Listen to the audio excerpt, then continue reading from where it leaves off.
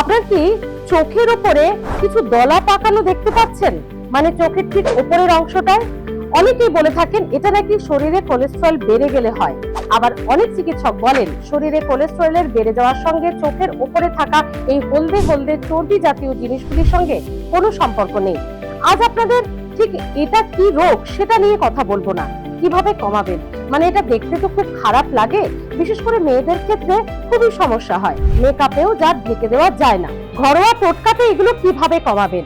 Castor অয়েলের সঙ্গে 1 চিমটি হলুদ গুঁড়ো মেশান, ভালো করে মিশিয়ে নিয়ে দিনে একবার বা দুবার স্নানের আগে বা রাতে শুতে যাওয়ার আগে হালকা ম্যাসাজ করুন আঙুল দিয়ে।